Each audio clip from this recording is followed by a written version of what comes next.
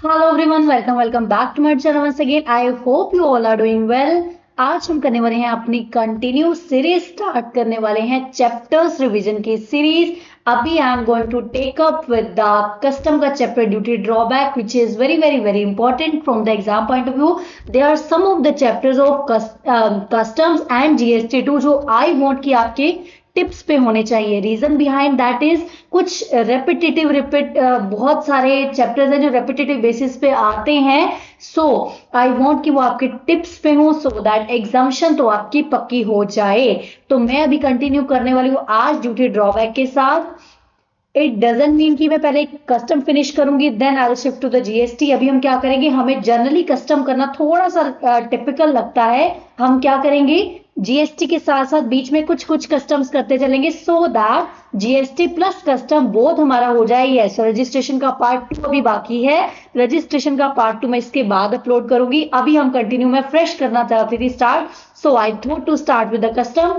करते हैं हम स्टार्ट अपना चैप्टर ड्यूटी ड्रॉबैक। फटाफट से मैं एक चीज और आपको बताती हूँ अबाउट द चैप्टर, पढ़ाई कैसे करनी है।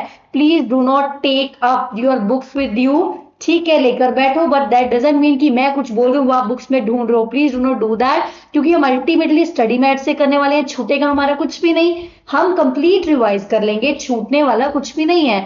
तो आप क्या करोगे, अगर आप बुक में देखते रहोगे जो मैं पढ़ाऊंगी, पहली बात तो कंसंट्रेशन टूट जाएगी। जब तक जो मैंने बोला आपको बुक में ढूंढोगे, दो बातें मैं पढ़ा के आगे चली जाऊंगी, है ना। सो आपने क्या करना है, ध्यान यहाँ स्क्रीन पे रखना है, स्क्रीन पे ध्यान रखना है। दूसरा, अपने कान खुले रखने हैं। जो मैं बोल रही हूँ उसको कंसंट्रेशन के साथ सुनना है, दैट्स माय प्रॉमिस। जो मैं बोल रही हूँ वो आपको समझ में आएगा। उसके बाद जो मैं स्क्रीन पे कहूंगी देखो तो देखो, अदरवाइज आप अच्छे से चीजों को माइंड में रखो, बिकॉज रिटेन करना यहाँ पर इंपॉर्टेंट चीज है। जब तक चीजों को रिटेन नहीं कर पाओगे तब तक आपकी क्वेश्चंस की प्रैक्टिस अच्छी नहीं होगी। जब तक टॉपिक रिटेन नहीं होगा तो क्वेश्चन के प्रैक्टिस के टाइम पे टॉपिक रिकॉल नहीं हो पाएंगे। तो अभी टाइम वेस्ट किए बिना हम स्टार्ट करते हैं अपना ड्यूटी ड्रॉबैक। फटाफट चैप्टर स्टार्ट करने से पहले मैं आपको फटाफट से एक बार बता देती हूँ ड्यूटी ड्रॉबैक का मतलब क्या होता है। ड्यूटी ड्रॉबैक चैप्टर क्या कहता है, ड्यूटी ड्रॉबैक का मतलब क्या है। मान लो आपने कुछ इंपोर्ट किया, you have imported something and you have paid the duty on it. Now you are exporting that good to the out of India. आप उस गुड को एक्सपोर्ट करे हो, तो जो आपने इंपोर्ट के टाइम पे ड्यूटी पे करी थी आपको उसका रिफंड मिल जाएगा। आपने कुछ इंपोर्ट करा, इंपोर्ट के टाइम पे कुछ ड्यूटी पे करी है, नाउ या तो आप एज इट इज उसको एक्सपोर्ट करे हो या फिर उस प्रोडक्ट को किसी प्रोडक्ट में लगा के मैन्युफैक्चर करके कुछ और कर रहे हो। तो इंपोर्ट के टाइम पे जो जो आपने ड्यूटी पे करी थी उसकी आपको क्या मिल जाएगा, ड्यूटी ड्रॉबैक मिल जाएगी। तो ड्यूटी ड्रॉबैक में 2 मेन सेक्शंस होते हैं। ध्यान रखना, मेरी बात सुनना, मैं आपको बहुत डिटेल में अभी यहाँ पे ओवरव्यू देने वाली हूँ। ड्यूटी ड्रॉबैक में मेनली 2 सेक्शंस हैं। One is section number 74, another is section number 75। 74 क्या कहता है, 74 बात करता है जब आप गुड्स को इंपोर्ट कर रहे हो, जब आप गुड्स को इंपोर्ट कर रहे हो, सेम गुड को एक्सपोर्ट कर रहे हो, गुड्स को इंपोर्ट कर रहे हो, सेम गुड को एक्सपोर्ट कर रहे हो। ध्यान रखना, गुड को इंपोर्ट कर रहे हो, सेम एक्सपोर्ट कर रहे हो, मतलब उस इंपोर्ट वाले प्रोडक्ट को किसी और में डाल के मैन्युफैक्चर करके नहीं कर रहे हो, सेम आपने एक्सपोर्ट करा है। सेम एक्सपोर्ट करने का मतलब 2 चीजों से है, या तो आपने विदाउट यूज एक्सपोर्ट करा है या फिर विद यूज एक्सपोर्ट करा है। सेक्शन 74 क्या कहता है, सेम एक्सपोर्ट, री एक्सपोर्ट करे उस चीज को, उसमें भी 2 चीजें आएंगी, या तो विदाउट यूज आ जाएगा या फिर विद यूज आ जाएगा, या तो विदाउट यूज आ जाएगा या फिर विद यूज। सेक्शन 75 कहां पर आएगा, सेक्शन 75 वहां पर आएगा जहां वो बात करेगा कि आपने कुछ इंपोर्ट करा है, you have imported something, that product, that imported product you have put into another product and you have made new one product। आपने एक नया प्रोडक्ट बनाया, उस प्रोडक्ट को किसी के बीच में डाल के, तो वो कंबाइंड न्यू प्रोडक्ट आप कहां दे रहे हो, कंबाइंड न्यू प्रोडक्ट आप एक्सपोर्ट कर रहे हो। उस पे जो ड्यूटी है आपको वो मिल रही है, उस पे जो ड्यूटी का आपको क्या मिल रहा है, ड्रॉबैक मिल रहा है, रिफंड मिल रहा है, that is called the duty drawback. 2 section हम पढ़ने वाले, हमेशा रिपीट करो आगे बंद करके। Section number 74, section number 75। 74 कहां पे बात कर रहे हैं, जब आप गुड्स को इंपोर्ट करके एज इट इज री एक्सपोर्ट करे हो। एज इट इज री एक्सपोर्ट करने में दो चीजें आती हैं, one without use, second is with use. मतलब विदाउट यूजिंग आप एक्सपोर्ट कर रहे हो, सेकंड आता है अगर यूज करने के बाद उसको एज इट इज एक्सपोर्ट कर रहे हो। 75 का बात करता है, 75 बात करता है मैन्युफैक्चरिंग की। अभी हम चलते हैं सेक्शन नंबर 74। मैं एक बार मोटा मोटा आपको सेक्शन नंबर 74 बताती हूँ। 74 1 क्या कह रहा है, 74(1) क्या कह रहा है, मान लो आपने कुछ इंपोर्ट किया, मैंने आपको क्या बोला, 74 डील करता है एज इट इज आप एक्सपोर्ट कर रहे हो, आप री एक्सपोर्ट कर रहे हो, री एक्सपोर्ट कर रहे हो, री एक्सपोर्ट कर रहे हो विदाउट यूज। 74(1) बात करता है विदाउट यूज, 74(2) बात करता है बहुत सारी चीजों की बाइफिकेशन। 74(1) में आ जाओ, आपने कोई चीज को इंपोर्ट किया है, you have imported something as it is, बिना यूज के आपने क्या करा, एक्सपोर्ट कर दिया, बिना यूज के एक्सपोर्ट कर दिया। तो इंपोर्ट के टाइम पे जो जो आपने ड्यूटी पे की है, बीट सेफ गार्ड ड्यूटी, जो जो आपने ड्यूटी पे की है उन सबका बीसीडी, सेफ गार्ड, प्रिवेंटिव, जो भी आपने ड्यूटी पे की है, आपको सबका क्या मिल जाएगा, 98% ऑफ सच ड्यूटीज का आपको क्या मिल जाएगा, ड्यूटी ड्रॉबैक मिल जाएगा। फिर से मैं रिपीट कर रही हूं, कितना मिलेगा, 98%। 98% कब मिलेगा, जब आपने एज इट इज एक्सपोर्ट करी है, एज इट इज एक्सपोर्ट करी है विदाउट यूजिंग करी है, मतलब उसी गुड को लाया, उसको एज इट इज री एक्सपोर्ट कर दिया। यहां से आपके माइंड में एक बात होनी चाहिए, एक बताओ, जब आपको पता है सेम गुड बाहर जानी चाहिए, सेम गुड बाहर जानी चाहिए, वो किसी गुड्स के अंदर मोल्ड ही नहीं हो रही है, इट मींस वो आइडेंटिफाइबल होनी चाहिए। जब सेम एज इट इज जो आप लाए हो वही आप बाहर दे रहे हो, तो अल्टीमेटली आप उसको पहचान पाओगे ना, तो उसको आइडेंटिफाइबल होना जरूरी है। क्या होना जरूरी है, उसका आइडेंटिफाइबल जरूरी है। क्या होना जरूरी है, आइडेंटिफाइबल होना जरूरी है। दूसरा, आप कब तक उसको री एक्सपोर्ट कर सकते हो, री एक्सपोर्ट आप उसको कर सकते हो विद इन 2 ईयर्स। 2 ईयर कब से, जब से आपने इंपोर्ट पे ड्यूटी पे करी, मैंने आज इंपोर्ट करा उस पे ड्यूटी पे करी, उसके विद इन 2 ईयर्स तक मैं एक्सपोर्ट कर सकती हूँ। मैंने इंपोर्ट करा उस पे ड्यूटी पे करी, उस पे विद इन 2 ईयर्स तक मैं एक्सपोर्ट कर सकती हूँ। अब बात आती है एक्सपोर्ट आप कैसे कैसे कर सकते हो। ध्यान रखना, एक्सपोर्ट आप 74 में कैसे कैसे कर सकते हो, एक्सपोर्ट आप 74 में कैसे कैसे कर सकते हो। चाहे आप कार्गो से करो तो भी चलेगा, आप एज अ बैगेज करो तो भी चलेगा, आप एज अ पोस्ट करो तो भी चलेगा। कार्गो करोगे तो भी चलेगा, बैगेज करोगे तो भी चलेगा, पोस्ट करोगे तो भी चलेगा। हमने ये किसके रिगार्डिंग पढ़ा है, सेक्शन 74 सब सेक्शन 1, जो क्या बोलता है, विदाउट यूज आप एक्सपोर्ट कर रहे हो, क्या कर रहे हो, विदाउट यूज आप एक्सपोर्ट कर रहे हो, there comes in the section number 74। फटाफट से हम देखते चलेंगे कि सेक्शन 74 यहां पर क्या कह रहा है। आई होप आपको समझ में आ रहा है, लर्न हो रहा है। मैं बार बार रिपीट करवाऊंगी सो दैट आपको कहीं भी डाउट ना रहे। चलिए सेक्शन 74 क्या कह रहा है, इंटेंट फॉर द एक्सपोर्ट प्रोफर। एक सेकेंड, हम चलते हैं जो इसकी एनालिसिस है, डायरेक्ट एनालिसिस से पढ़ते हैं, टाइम वेस्ट हम नहीं करेंगे। कहते हो तो चलो एक बार मैं फिर भी रीड करवा देती हूँ सो दैट आपके मन में कोई भी डाउट ना रह जाए।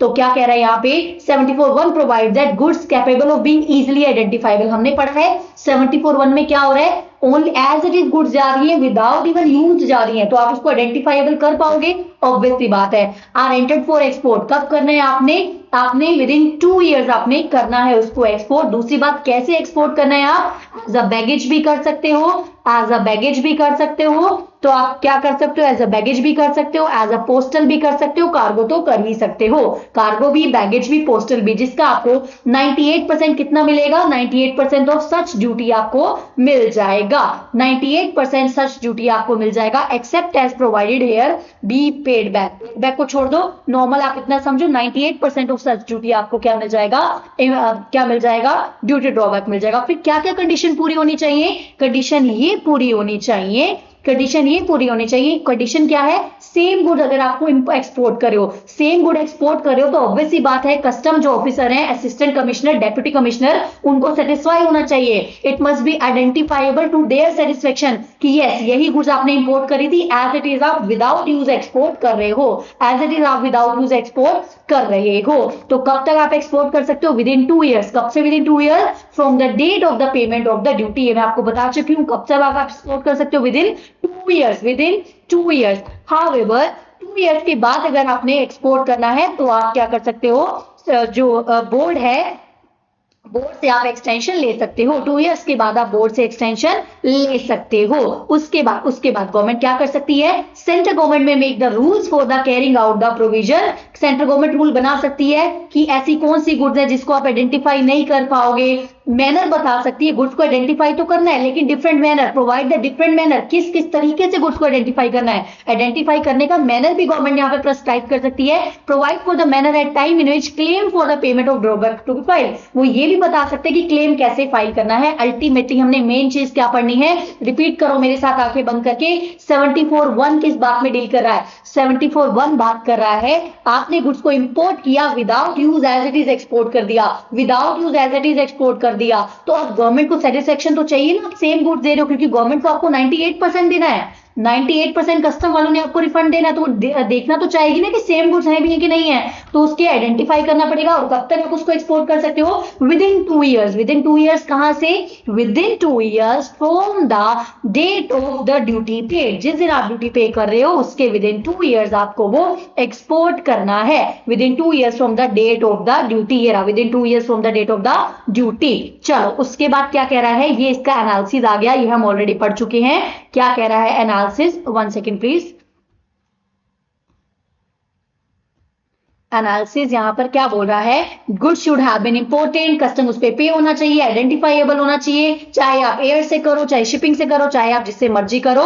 ध्यान रखना मैं ये आपको बातें क्यों बता रही हूं, बिकॉज डिफरेंस आएगा 75 और 74 में। 74 में मैंने आपको क्या बोला, आप बैगेज से कर सकते हो, पोस्टल से कर सकते हो, एयर से कर सकते हो। वहां जाके डिफरेंस आएगा कि आप बैगेज से नहीं कर सकते। बैगेज का मतलब होता है आप साथ जाते जाते उसको अपने साथ लेकर जा रहे हो। बैगेज का मतलब क्या होता है, साथ जाते जाते आप उसको अपने साथ लेकर जा रहे हो। उसके बाद टाइम लिमिट क्या है, टाइम लिमिट है 2 ईयर्स, ये हम ऑलरेडी पढ़ चुके हैं। 2 years from the date of the payment of the duty. जिस दिन, 1 second please, 2 years from the date of the payment of the duty. 2 years कहां से लेने हैं? जिस दिन आपने ड्यूटी पे करा है वहां से आपने 2 ईयर्स को लेना है, जिस दिन आपने ड्यूटी पे किया है। फिर एक्सटेंशन हो सकता है, yes, if sufficient reason is to be by the imported. अगर सेटिस्फेक्शन है एसीडीसी को, तो क्या होगा, तो क्या करेगा CBIC, central board of indirect tax, क्या करेगा, इनडायरेक्ट टैक्सेस एंड कस्टम, वो क्या करेगा, अपने डिस्क्रिप्शन के हिसाब से फर्दर एक्सटेंशन भी दे देगा, 2 साल से आगे की एक्सटेंशन भी दे देगा। दूसरी बात आता है आइडेंटिफिकेशन ऑफ द गुड्स। हमने क्या बोला, गुड्स की आइडेंटिफाई होना बहुत जरूरी है, बिकॉज आपको वो 98% इस बात पे दे रहे हैं कि आप एज इट इज उसको विदाउट यूज करे एक्सपोर्ट करे हो, तो उनको ये भी तो सेटिस्फेक्शन चाहिए ना, that these goods are the identifiable as it is. Identifiable क्योंकि आपने कुछ मोल्ड तो कर नहीं है, तो गुड्स का आइडेंटिफाइबल होना बहुत ही ज्यादा जरूरी है। गुड्स का आइडेंटिफाइबल होना बहुत ही ज्यादा जरूरी है। आई होप आपको समझ में आ रहा है। अगर आपको थोड़ा फास्ट लग रहा है तो mention in the comment section, because मैं इस वे से रिकॉर्ड कर रही हूँ लेक्चर को, सो दैट आप लास्ट डे पे भी रेफर कर पाओ एंड सारी चीजों को मल्टीपल टाइम रिवाइज कर पाओ इतने काम में। अगर मैं धीरे चलूंगी, एक बार बताऊंगी, बेटर है मैं थोड़ा जल्दी बोलूं, 4 बार बोलूं, सो दैट आपको माइंड में फिट हो जाए। आइडेंटिफाइबल कैसे करना पड़ेगा, आइडेंटिफाइबल कैसे करना पड़ेगा, पर्सन आइडेंटिफाइबल कैसे, primarily by the physical determination. Obvious सी बात है, जब एज इट इज गुड्स जा रही है तो फिजिकली देखना पड़ेगा ना, उसकी क्वांटिटी देखेंगे, गुड्स देखेंगे, वेट देखेंगे, सब कुछ हमें देखना पड़ेगा। ऐसे कौन कौन से डॉक्यूमेंट्स हैं, ऐसे कौन कौन से डॉक्यूमेंट्स हैं जिनसे हम क्या कर सकते हैं, आइडेंटिफाई कर सकते हैं। एक बात बताओ, गवर्नमेंट अल्टीमेटली क्या चाहती है, डिपार्टमेंट अल्टीमेटली ये चाहता है कि आपने जब इंपोर्ट के टाइम पे ड्यूटी पे करी, वही गुड्स एज इट इज जा रही हैं, तो क्या आप प्रूफ ले सकते हो कि इंपोर्ट के टाइम पे बताओ आपने इंपोर्ट डॉक्यूमेंट दिखाओ, अपने इन गुड्स के जो आप एक्सपोर्ट कर रहे हो इन्हीं का इंपोर्ट डॉक्यूमेंट दिखाओ, इन्हीं का इंपोर्ट डॉक्यूमेंट दिखाओ, so that we can be satisfied that these are the same good which you are exporting out of India, these are the same goods which you are exporting out of India.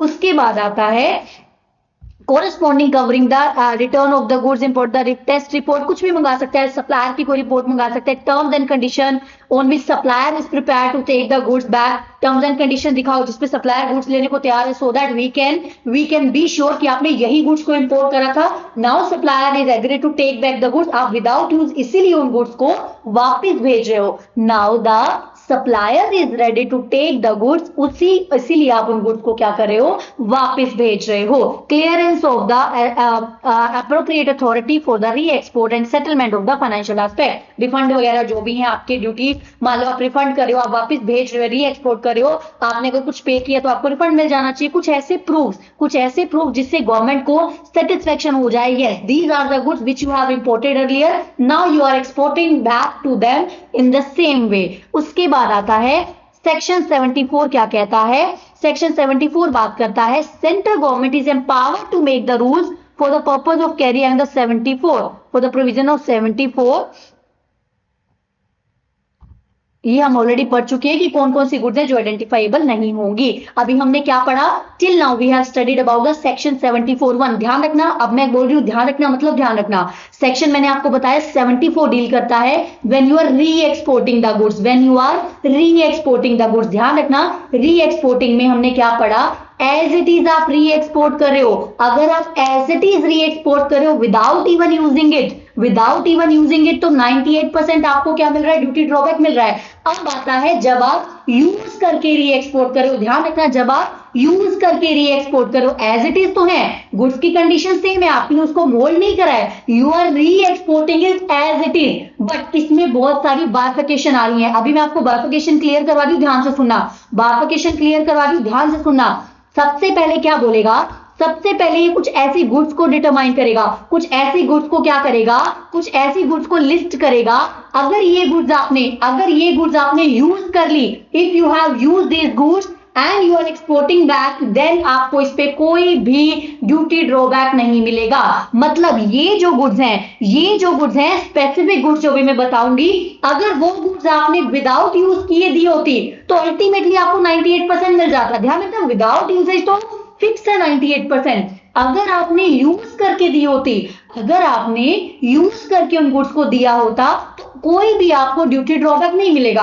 पहला point तो हम ये पढ़ने वाले हैं। Second we are going to study that कि एक तो मोटर व्हीकल की बात हो रही है, चाहे वो पर्सनल है चाहे वो जैसा भी है। Motor vehicle means motor vehicle plus other goods which the person has imported for the personal purpose, which the person has imported for the personal usage, personal private usage के लिए अगर कोई गुड्स हैं तो भी वो इधर आ जाएंगी। तो हम किस किस की बात कर रहे हैं, ऐसी कुछ हमने स्पेसिफिकेशन देनी है जिनको यूज करने पे आपको कोई भी ड्यूटी ड्रॉबैक नहीं मिलेगा।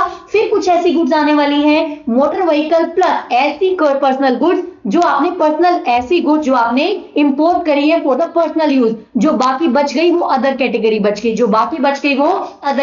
बच गई, मतलब इन तीनों केसेस में हम देखेंगे कितना कितना आपको ड्यूटी ड्रॉबैक मिलने वाला है, कितना आपको duty drawback, you are eligible to take the duty drawback. Again मैं रिपीट करवा रही हूं, अगर दीज आर द गुड्स, यही गुड्स जो मैंने यहाँ पे बाइफिकेशन कराई है, in case these are the re exported without use, in case these are the goods which are re-exported without use, then तो 98% is eligible। but ऐसी कौन सी गुड्स हैं जो आपने यूज कर ली तो आपको एक पैसे का भी ड्यूटी ड्रॉबैक नहीं मिलने वाला है। मेरे साथ रिपीट करो, ऐसी कौन सी गुड्स हैं जो आपने यूज कर ली तो आपको एक पैसे का भी ड्यूटी ड्रॉबैक मिलने वाला नहीं है। सबसे पहले देयर इज वियरिंग अपीयरल्स, मतलब वियरिंग अपीयल मतलब पहनने वाली चीजें अगर आपने यूज कर ली तो आप अगर उसको री एक्सपोर्ट कर रहे हो तो आपको कोई भी उस पर ड्यूटी ड्रॉबैक मिलने वाला नहीं है।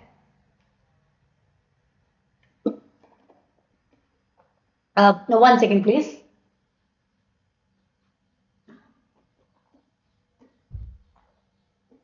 आई होप आपके माइंड में पिक्चर बनती जा रही है कि कैसे कैसे क्वेश्चन को मूव करना है, बिकॉज मैं खुद बहुत कंफ्यूज रहती थी कि ये चैप्टर कैसे करना है। पता तो था छोटू चैप्टर है बट इसको कवर कैसे करना है कंफ्यूज आती थी, कब 98 आ रहा है, कब ये रूल्स लगाने हैं। इसीलिए I am putting so much emphasise on these that so that bifurcation आपको अच्छे से आ जाए कि कब कौन सा पॉइंट लगेगा। हम इजीली पॉइंट्स को लर्न तो कर लेते हैं बट हमें बाइफिकेशन ही करनी नहीं आती कि कब कौन से पॉइंट में जाना है। सो मेन मैं उस पर फोकस करना चाह रही हूं। तो हम क्या देख रहे हैं, ऐसी कौन कौन सी गुड्स हैं जो आपको यूज करने के बाद कोई भी ड्यूटी ड्रॉबैक मिलने वाला नहीं है। Number 1 is wearing apparel, number 2 is tea chest, क्या है, टी चेस्ट। फिर आता है पिक्चर्स मूवी से रिलेटेड, जो एक्सपोज है वो सिनेमा वाले हो गए, एक्सपोज हो गए ना आजकल सिनेमा वाले, तो सेम बात क्या करनी है, एक्सपोज जो है वो सिनेमेटोग्राफिक है, जो एक्सपोज है वो सिनेमेटोग्राफिक है। क्या है सिनेमेटोग्राफिक फिल्म, वो जो सेंसर बोर्ड ने पास की है इंडिया में। अभी तक हमने क्या पढ़ा, ऐसी कौन कौन सी गुड्स हैं जिनको आप यूज कर लोगे तो आपको कोई भी ड्यूटी ड्रॉबैक नहीं मिलेगा। मेरे साथ रिपीट करो बिना देखे, इधर देखो मेरी तरफ देखो। वियरिंग अपीयरल, क्या पढ़ा हमने, वियरिंग अपीयरल। फिर हमने सेकंड पढ़ा टी चेस्ट, फिर हमने क्या पढ़ा, टी चेस्ट। थर्ड हमने क्या देखा, सिनेमेटोग्राफी में एक्सपोज्ड वाली, दूसरा याद करो, सिनेमा में एक्सपोज और फोटोज में अनएक्सपोज। सिनेमा में एक्सपोज, फोटो में अनएक्सपोज। तो unexpose photographic films, paper plates and x ray film. Unexpose में photographic film, paper plates and x ray film.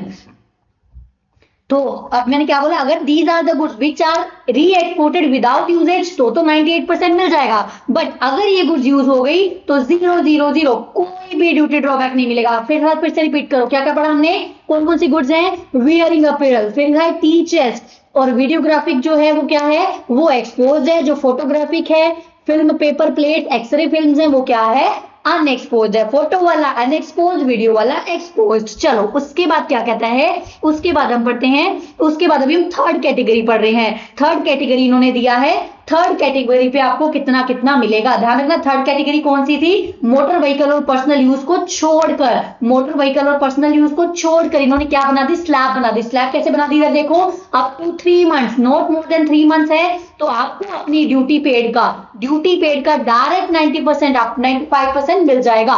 Duty paid का डायरेक्ट आपको 95% मिल जाएगा। ध्यान रखना, सबसे पहले हमारी स्पीड बहुत फास्ट होती है, हम रेस करते हैं फिर हम स्लो हो जाते हैं, स्पीड फास्ट करते हैं फिर स्लो हो जाते हैं। ध्यान रखना, 3 मंथ्स के गैप पे चलना है। 3 मंथ्स के गैप पे पहले फास्ट चलना है फिर स्लो हो जाना है, पहले फास्ट चलना है फिर स्लो हो जाना है। फास्ट चलना मतलब 10 की स्पीड पे चलना, स्लो चलना मतलब 5 के गैप पे चलना। फास्ट मतलब 10 की स्पीड पे 2 टाइम्स चलना है, 95, 85, 75, 2 बार फास्ट 3 टाइम्स स्लो, 2 बार fast 3 times slow, 2 times fast 3 times slow, 2 time fast 3 times slow, 2 time fast 3 times slow. 2 time fast गए तो कैसे, 95 आपको लर्न करना है, फिर 2 टाइम फास्ट मतलब 10 से रिड्यूस करना है, 85, 75, 3 टाइम स्लो तो 3 टाइम स्लो कर दो 70, 65, 60, उसके बाद कुछ भी नहीं मिलेगा। हम क्या कहते हैं, मिनिमम, अगर आपने कोई कॉम्पिटिटिव एग्जाम देना है ना तो मिनिमम 60% की मेरिट होना जरूरी है। तो यहाँ भी 60 से नीचे तो मिलेगा नहीं, तो नील हो जाएगा। तो क्या करना है, 0 to 3 मंथ्स कितना हुआ, 95। इसे रिपीट करो, 0 to 3 मंथ्स माइंड में पिक्चर बनाना है। 0 to 3 मंथ्स 95, फिर 3 to 6 more than 3 but not more then 6, 85, 95, 85, 75, 95, 85, 75, 95, 85, 75, 0 to 3, 3 to 6, 6 to 12, 6 to 9, 0 to 3, 3 to 6, 6 to 9, फिर 9 to 12, 12 to 15, 15 to 18, 9 to 12, 12 to 15, 15 to 18, more than 18 में आपको कुछ भी मिलने वाला नहीं है। रेट क्या है, 95, फास्ट चलो 2 बार, स्लो बार चलो 3 बार, 95, 85, 75, फिर धीरे हो जाओ 70, 65, 60, मतलब 60 पर आकर रुक जाना है, 60 पर आकर रुक जाना है। ये कौन से केसेस हैं, ये अदर वाले केसेस है। ये कौन से केसेस हैं, अदर वाले केसेस है। कौन से केसेस हैं, अदर वाले केसेस हैं। अदर वाले केसेस जो स्पेसिफिकली प्रेस्क्राइब नहीं है बट यूज हो चुके हैं। अगर यही गुड्स विदाउट यूजेज जाती तो कितना होता, 98% होता। अगर यही गुड्स विदाउट यूजेज जाती तो कितना होता, 98% होता। देन अगेन मोटर व्हीकल पे आज हमने क्या पढ़ा, थर्ड मैंने आपको कैटेगरी क्या बनाया, एक तो मैंने बनाया motor vehicle and the goods which imported by person for his personal and private use, and the goods which are imported by a person for the personal and private use, motor vehicle plus personal private use, personal private use। ध्यान रखना, अभी तक हमने direct percentage देखी है, अभी तक हमने डायरेक्ट क्या देखी है, परसेंटेज ऑफ ड्यूटी ड्रॉबैक, मतलब 95% की आपको ड्यूटी ड्रॉबैक मिलेगा, 85% का आपको ड्यूटी ड्रॉबैक मिलेगा। बट मोटर व्हीकल के केस में हमने देखा है, मोटर व्हीकल को हम डेप्रिशिएट करते हैं, मोटर व्हीकल से हम जब फाइनेंशियल स्टेटमेंट बनाते हैं तो डेप्रिशिएट करते हैं। तो यहां भी क्या करना है, जितना आपने ड्यूटी पे किया है उसमें से कुछ ड्यूटी का रेट हटा देना है, जो बच गया उसको आपको ड्रॉबैक मिल जाएगा, ध्यान रखना। These are the again cases, अगर विदाउट यूजेज है, विदाउट यूजेज इमीडिएटली आप एक्सपोर्ट कर रहे हो तो क्या हो जाएगा, 98%। Now if you are using it तो हमें देखना पड़ेगा कितना डेप्रिसिएशन के नाम पे माइनस करें। एग्जैक्ट वर्ड डेप्रिसिएशन नहीं है, मैं आपको लर्न करवाने के लिए करवा रही हूँ कि क्योंकि हम क्या करते हैं, हम जनरली मिस्टेक क्या करते हैं, जो दिया है हम एज इट इज निकाल के आएंगे, हमारा आंसर सही है, इतना duty drawback. No, motor vehicle के केस में जितना आपने ड्यूटी पे किया है उसमें से ये रिड्यूस करके बचा हुआ का ड्रॉबैक मिलेगा, बचे हुए का ड्रॉबैक मिलेगा। अब देखना है कितना कितना रिड्यूस करना है। फॉर द फर्स्ट ईयर, पहले साल के लिए 4% पर क्वार्टर, पहले साल के लिए 4%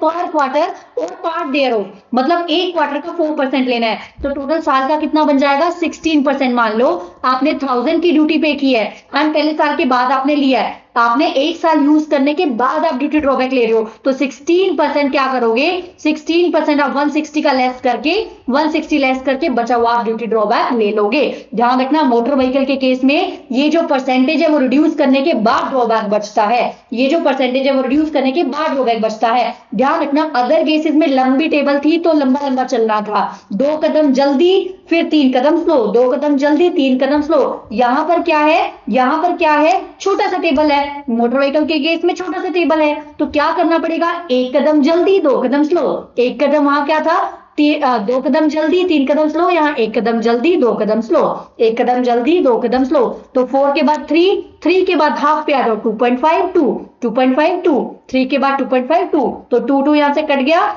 1 और 3 ऐसे कुछ याद करने की आप टेक्निक्स बना सकते हो। तो क्या करना पड़ेगा, पहले साल में 4% पर क्वार्टर और पार्ट दे रहा हूं, पहले साल में 4% पर क्वार्टर और पार्ट दे रहा हूं आपने रिड्यूस करना है। सेकेंड ईयर के लिए 3% रेट है, थर्ड ईयर के लिए 2.5% रेट पर क्वार्टर और पार्ट दे रहा हूं। ध्यान रखना और पार्ट, अगर थोड़ा सा भी हिस्सा यूज हुआ नेक्स्ट क्वार्टर का, उसका भी एक 2.5% एड ऑन हो जाएगा, है ना। तो क्या करना है, वो चीजें आप रिड्यूस करके, जैसे मैंने आपको बताया, मान लो आपने फर्स्ट ईयर के बाद लिया तो क्या करना है, सीधा 16% लेस करके फिर जो बच गया वो ड्रॉबैक। बाकी सबके केस में डायरेक्ट ड्यूटी बैक की परसेंटेज है, मैं फिर से रिपीट करा रही हूं जहां पर मिस्टेक के चांसेस है, बाकी सब केसेस में डायरेक्ट ड्यूटी ड्रॉबैक की परसेंटेज है, but in the given case of motor vehicle को डेप्रिशिएट करते हैं, बहुत भारी चीज है, तो क्या करना है, बहुत भारी चीज है तो हमने क्या करना है, रिड्यूस करके बचे हुए को लेना है, रिड्यूस करके हमने बचे हुए को लेना है। सेम मैंने 74 में आपको बताया सारी ड्यूटीज का आपको मिल जाएगा, be it anti dumping, safeguard, countervailing, कोई भी ड्यूटी आपको सारी ड्यूटीज का मिल जाएगा, सारी ड्यूटीज का मिल जाएगा, सारी ड्यूटीज का मिल जाएगा। चलो उसके बाद चलते हैं, यहां पर फिनिश हुआ हमारा सेक्शन नंबर 74 कंप्लीट। आई होप आपको क्लैरिटी जरूर आई है। मैं फिर से रिपीट कर रहा हूं, let me check the timing so that time के अंडर रहकर भी हम कंप्लीट करें। यस, अभी हम फटाफट से एक बार देखते हैं क्या बोला मैंने आपको। 74 मैंने आपको बोला इंपोर्ट किया एज इट इज एक्सपोर्ट किया, इंपोर्ट किया एज इट इज एक्सपोर्ट किया, इंपोर्ट किया एज इट इज एक्सपोर्ट किया। एज इट इज एक्सपोर्ट करने का मतलब गुड्स की सेम फॉर्म में एक्सपोर्ट कर दिया, उसमें भी दो चीजें, विदाउट यूज या विद यूज, विदाउट यूज या विद यूज। विदाउट यूज करा है तो 98%, विद इन 2 ईयर्स होना चाहिए। आप किसी भी तरह से एक्सपोर्ट कर सकते हो, बैगेज, पोस्ट, कार्गो कैसे भी कर सकते हो, पोस्टल लेयर जो भी करना है आप कर सकते हो। 74 वाले सेक्शन में ऐसे कर सकते हो आप। उसके बाद क्या बताया मैंने आपको, उसके बाद मैंने आपको क्या बताया, सारी ड्यूटीज का आपको मिल जाएगा,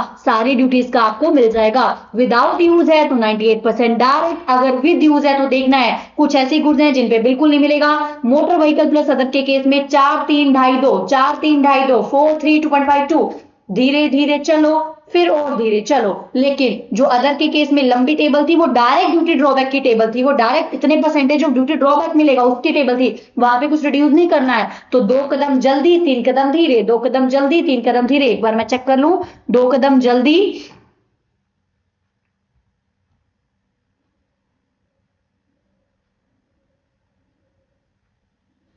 यस 2 कदम जल्दी 3 कदम धीरे, और 60% के बाद नहीं मिलेगा, 60% के बाद मिलेगा नहीं। चलो उसके बाद चलते हैं, उसके बाद जो मैं आपको करा रही हूं वहीं पे ध्यान दो। डेफिनेशंस वगैरह पे इतना टाइम वेस्ट करने की जरूरत नहीं है, बिकॉज लास्ट डे पे वैसे भी आप इतना रिवाइज नहीं कर पाओगे। मैं आपको उतना ही करवाना चाह रही हूँ जितना लास्ट डे पे रिवाइज कर पाओ एंड आपके क्वेश्चन भी अच्छे से सॉल्व हो जाए। चलो उसके बाद कुछ आइटम्स ऐसी हैं जो मैं आपको रीड तो जरूर कराऊंगी सो दैट आपके मन में डाउट न रह जाए और कहीं हम एमसीक्यू में फंस ना जाएं। चलो क्या कह रहा है, procedure for claiming drawback for the exported good. अगर गुड्स आपने पोस्ट से एक्सपोर्ट करी हैं, पोस्ट से अगर गुड्स को एक्सपोर्ट करें तो कैसे आप उसका ड्यूटी ड्रॉबैक क्लेम कर सकते हो। आउटर जो पैकेजिंग होगी उस पर लिखा होना चाहिए ड्रॉबैक एक्सपोर्ट। आउटर जो पैकेजिंग होगी उस पर लिखना है कि ये जो एक्सपोर्ट है वो ड्रॉबैक के लिए एलिजिबल है। उसके बाद आप क्या करोगे, exporter shall deliver the goods. Exporter goods को किसको डिलीवर कर देगा, to the competent postal authority a claim in the prescribed form. किसको देगा, कॉम्पिटेंट पोस्टल अथॉरिटी को वो दे देगा। अब यहां पर आ जाओ, थर्ड पॉइंट पे आ जाओ। उसके बाद जो है मेन हमारा डेफिशिएंसीज। अगर क्लेम में डेफिशिएंसीज है, अगर क्लेम में डेफिशिएंसीज है, सॉरी अगर वो क्लेम में डेफिशिएंसीज है तो क्या होगा, विद इन 15 डेज आपको डेफिशिएंसी मेमो दिया जाएगा। विद इन 15 डेज, ध्यान रखना, विद इन 15 डेज आपको क्या दिया जाएगा, डेफिशिएंसी मेमो दिया जाएगा। एंड अगर आपने वो डेफिशिएंसी मेमो की रिक्वायरमेंट पूरी कर दी तो after with in 30 days When the exporter complies with the requirement specified, जो भी रिक्वायरमेंट मांगी गई वो आपने पूरी कर दी, देन विद इन 30 डेज आपको एक्नॉलेजमेंट इशू कर दिया जाएगा। मेरे साथ बताओ, डेफिशिएंसी मेमो कब इशू किया जाएगा? With in 15 days. Deficiency memo कब इशू किया जाएगा? With in 15 days. With in 15 days deficiency memo issue किया जाएगा। फिर जब आप उसकी रिक्वायरमेंट को फुलफिल करोगे तो 30 डेज के अंदर अंदर आपको एक्नॉलेजमेंट दे दिया जाएगा। एक्नॉलेजमेंट दे दिया जाएगा। चलो नेक्स्ट देखते हैं क्या कह रहा है। Statement declaration to be made on export other than the by post. अगर आप अदर देन बाय पोस्ट करें तो आपको क्या करना पड़ेगा? आपको स्टेट करना पड़ेगा shipping bill, bill of export, description, quantity, सब आपको बताना पड़ेगा that you are entitled for the duty drawback under 74, कि आप ड्यूटी ड्रॉबैक के लिए एंटाइटल्ड हो। तो आपको ये बताना पड़ेगा कौन से ड्यूटी ड्रॉबैक के लिए एंटाइटल्ड हो, यूज्ड गुड्स के लिए या अनयूज्ड। बिकॉज अनयूज्ड है तो आपको मिलेगा 98%, यूज्ड है तो स्पेसिफिक बाइफिकेशन में आप चले जाओगे। स्पेसिफिक बाइफिकेशन में आप चले जाओगे। उसके बाद क्या कह रहा है? तो उसके बाद क्या कह रहा है? आपने ये बताना है एक्सपोर्ट जो कर रहे हो वो क्लेम है, क्लेम के लिए एलिजिबल है, ड्यूटीज आपने पे की होनी चाहिए। बिकॉज अगर आपने ड्यूटी पे करी है तभी तो आपको उसका ड्यूटी ड्रॉबैक मिलेगा। Furnish to the proper officer of the custom bill of entry. आप वो सब डॉक्यूमेंट उनको सबमिट करा दो। मतलब अल्टीमेटली वो प्रूफ देखना चाह रहे हैं जो हमने पीछे पढ़ा है, वो सब प्रूफ देखना चाह रहे हैं जो हमने पीछे पढ़ा है। अब बात आती है, ध्यान रखना, आपको मैं सेम पॉइंट आपको हाईलाइट करूंगी जहां पे हमें इश्यू होता है। हम आपसे ये पूछा जाए मैनर एंड टाइम क्या है, क्लेमिंग ड्यूटी ड्रॉबैक क्लेम करने का टाइम क्या है other than by the post. Other than by post करे हो तो आपका क्या टाइम है ड्यूटी ड्रॉबैक क्लेम करने का? 1 सेकेंड प्लीज।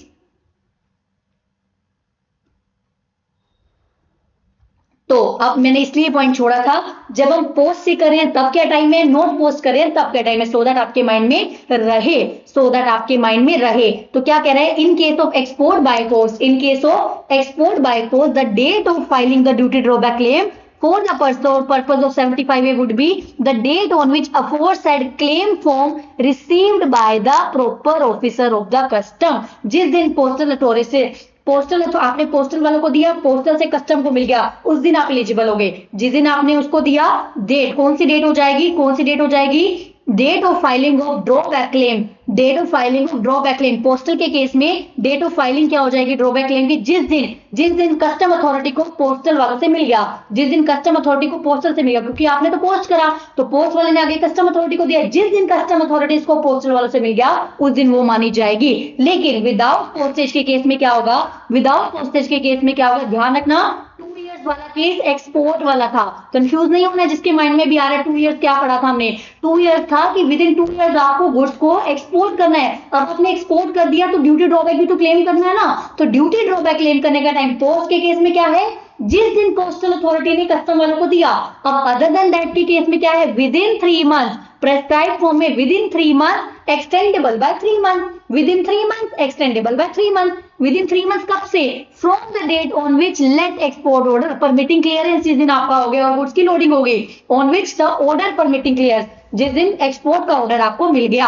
अब बात आती है कितनी आपने फीस देनी है। ध्यान रखना 3 मंथ्स का क्या है? 3 मंथ्स का नॉर्मल टाइम पीरियड है, further extendable by 3 months. 3 month का normal extendable by 3 month, 3 month का normal extendable by another 3 month. जब आप पहले 3 महीने में दे रहे हो तो 1% ऑफ एफओबी, 1% ऑफ एफओबी और 1000 which ever is lower, 1% of FOB और 1000 विच एवर इज लोअर। अब दूसरी बात बताओ, कितना टाइम का ये क्या कर रहे हैं? एक्सटेंडेबल डबल कर दिए ना उन्हें, तो फीस भी डबल कर दो, 2% ऑफ द एफओबी और 2000 विच एवर इज लोअर।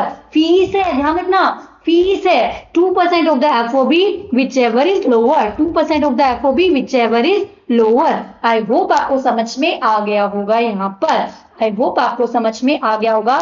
मैं वो चीजें डाउट क्लियर करा रही हूँ जो मेरे खुद के डाउट होते थे पढ़ते हुए, क्योंकि हम इतना कई बार कंसंट्रेटेड नहीं होते हैं, इसलिए I am going to make you emphasize it again on that thing so that questions करते हुए आपके माइंड में आ जाए। एंड यस, आज ये चैप्टर फिनिश करते ही आपने क्या करना है? क्वेश्चंस कंप्लीट करने हैं ड्यूटी ड्रॉबैक के, क्या करने हैं? क्वेश्चंस फिनिश करने हैं। चलो उसके बाद आपने ड्यूटी ड्रॉबैक क्लेम करते हुए कौन कौन से डॉक्यूमेंट्स फाइल करने हैं? ड्यूटी ड्रॉबैक क्लेम तो कर रहे हो आप ना, what are the documents you have to be file? एक बात बताओ, क्या देखना चाहेंगे वो ड्यूटी ड्रॉबैक के क्लेम के लिए? ऑब्वियस बात, एक तो वो चेक करना चाहेंगे कि आपने सच में इंपोर्ट करा था, सच में इंपोर्ट पे ड्यूटी पे करी थी, तो एक्सपोर्ट के टाइम पे वो आपको ड्रॉबैक दें। तो triplet copy of shipping bill, पहली बात तो शिपिंग बिल मांगेगी, यस कि आपने एक्सपोर्ट कर दिया है। दूसरी बात वो क्या देंगे? सच में आपने इंपोर्ट किया था, सच में आपने इंपोर्ट किया था मतलब आपने सच में आपने इंपोर्ट भी किया था, सच में आपने ड्यूटी भी पे की थी, तो सच में आपने एक्सपोर्ट करने के लिए शिपिंग बिल हो गया, सच में आपने इंपोर्ट करने के लिए क्या हो गया, बिल ऑफ एंट्री हो गया, इंपोर्ट इनवॉइस हो गया, ड्यूटी आपने गुड्स में पेमेंट वगैरह कर दी थी, ड्यूटी पे कर दी थी,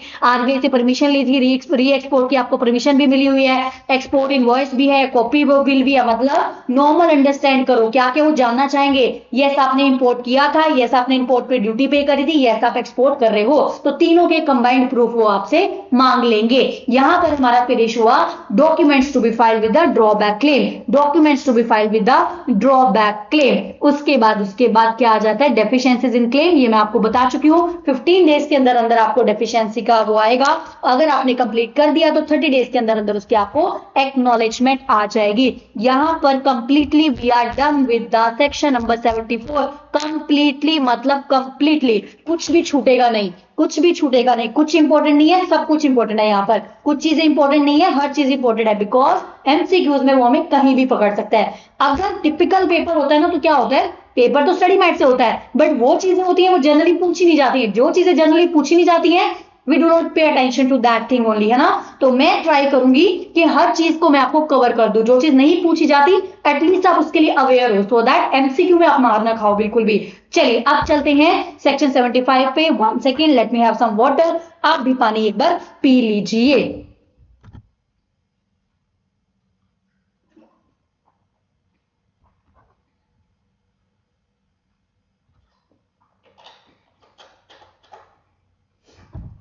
सेवेंटी फाइव कहां पे मैंने आपको बताया, 75 बताया जब आपने कुछ इंपोर्ट करा है, जब आपने कुछ इंपोर्ट किया है एंड उस इंपोर्टेड मटेरियल को आपने किसी गुड्स के अंदर फिट करा है and now you are exporting the new product, now you are exporting the new product. ध्यान रखना सॉरी। मान लो आपने क्या करा, आपने कुछ इंपोर्ट करा, आपने प्रोडक्ट एक्स इंपोर्ट करा, आपने प्रोडक्ट एक्स भी लगाया, मैंने प्रोडक्ट ए बनाना है, मैंने प्रोडक्ट ए बनाना है, उसके लिए मैंने एक्स लगाया, एक्स जो मैंने बाहर से लिया जिसपे मैं इंपोर्ट ड्यूटी पे करके आई हूं। दूसरी बात, मैंने एक वाई प्रोडक्ट लगाया जो मुझे विद इन इंडिया मिल गया था, तो मैं एक वाई, एक्स और वाई को मिलाकर मैंने एक प्रोडक्ट बनाया जिसको बोलेंगे प्रोडक्ट ए। तो एक बात बताओ, मुझे ड्यूटी ड्रॉबैक किसका मिलेगा, मुझे ड्यूटी ड्रॉबैक किसका मिलेगा, एक्स के रिगार्डिंग मिलेगा या वाई के रिगार्डिंग मिलेगा, एक्स के रिगार्डिंग तो मुझे ड्यूटी ड्रॉबैक मिलेगा, लेकिन लेकिन लेकिन वाई के रिगार्डिंग जो मैंने आईजीएसटी पे करा है, ऑब्वियसली बात है मैंने विद इन इंडिया खरीदा तो जीएसटी पे करा है, तो उस जीएसटी का आपको आईटीसी मिल जाएगा, उस जीएसटी का आपको क्या मिल जाएगा, आईटीसी मिल जाएगा। तो आपको किस ड्यूटी का ड्रॉबैक मिलेगा, जो आपने इंपोर्ट करी है। दूसरी मोटी मोटी बात, अब एक डिफरेंशिएट करने की बात बताओ, अब क्या ये गुड्स आइडेंटिफाइएबल होगी, आपने प्रोडक्ट ए बनाया, एक्स को बीच में डाल दिया, तो क्या वो एज इट इज एक्सपोर्ट करो, क्या गुड्स आइडेंटिफाइएबल होंगी, नहीं। तो आइडेंटिफाइएबल का भी कोई क्राइटेरिया यहाँ पे नहीं है। माइंड में पिक्चर बना के चलो, क्या गुड्स आइडेंटिफाइएबल होंगी, नहीं होंगी, तो आइडेंटिफाइएबल का भी कोई क्राइटेरिया यहाँ पर नहीं है। दूसरी बात आती है, यहाँ पर 2 इयर्स की भी कोई टाइम लिमिट नहीं है। Reason behind this is because ये गुड्स किसी और के अंदर जाना है, किसी और के अंदर फिट होना है, तो वो प्रोडक्ट हो सकता है इतना बड़ा हो कि उसको मैन्युफैक्चरिंग करने में टाइम लग जाए, तो मैन्युफैक्चरिंग करने में टाइम लग जाए तो you can not put the limit on that, तो 2 साल की लिमिट भी यहाँ पर नहीं है। दूसरी बात, बैगेज से आप इस चीज को एक्सपोर्ट नहीं कर सकते, बैगेज से आप इस चीज को एक्सपोर्ट नहीं कर सकते। आई होप आपको मोटा मोटा डिफरेंशिएट हो गया होगा, मोटा मोटा आपको डिफरेंशिएट हो गया होगा।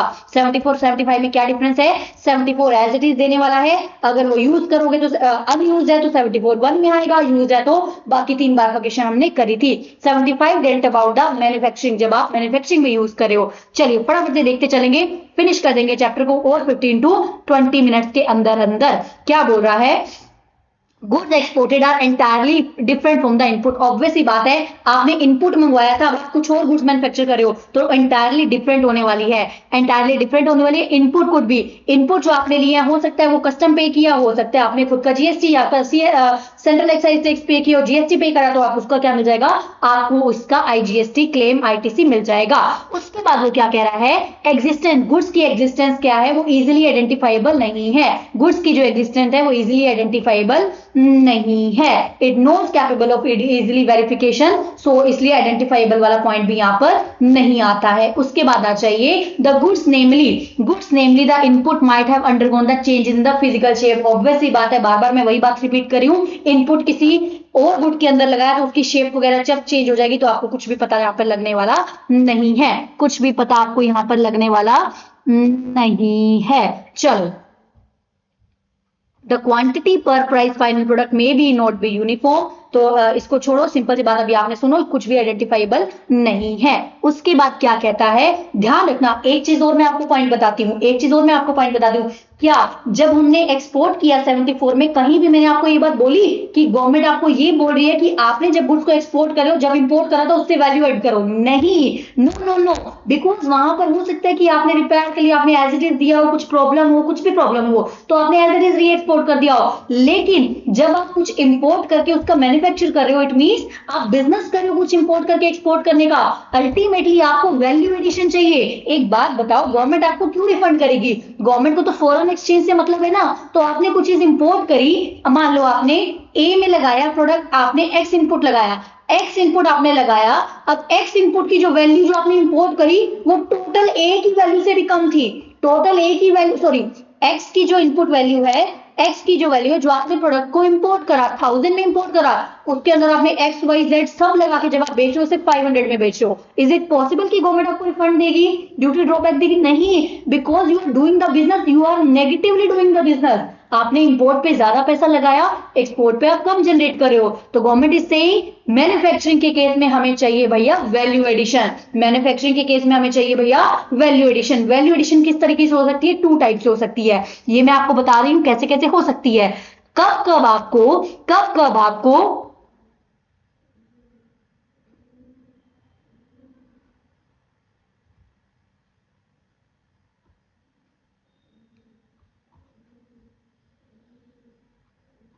ये अभी बात कर रहा है यहां पर अपीयर्स टू सेंटर,